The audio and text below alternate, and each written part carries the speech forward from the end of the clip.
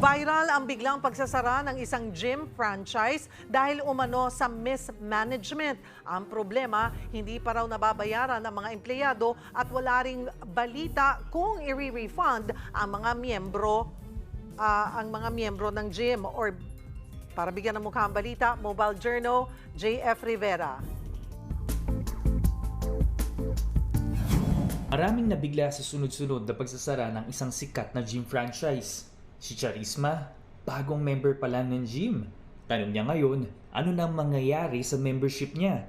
Nag-avail pa man din siya ng personal trainer. Simula nung nagsara, hindi naman na sila nagpakita. Pero meron po kaming group chat kasama yung manager. Doon po sila nagbibigay ng updates.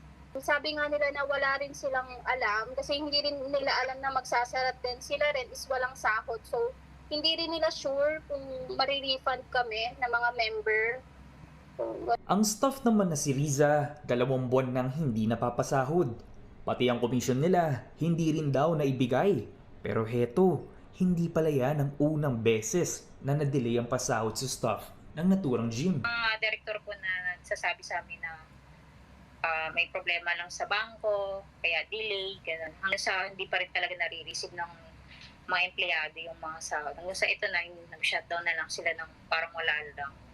Isinangguni natin ito sa Department of Labor and Employment o DOLE sa kung ano ang magandang gawin sa ganitong sitwasyon. Ang separation pay kasi, when it comes to closure, this presupposes na legal yung closure o in good faith yung closure. Pero po kung ang closure po ay illegal, ibig sabihin illegal dismissal. Ang relief po dyan ay back wages at reinstatement.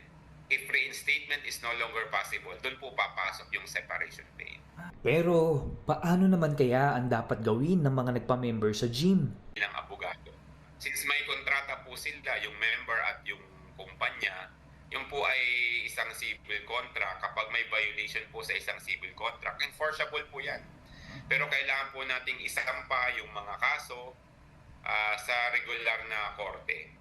Nauna nang nagbigay ng pahayag ang may-ari ng gym na nagkaroon ng mismanagement.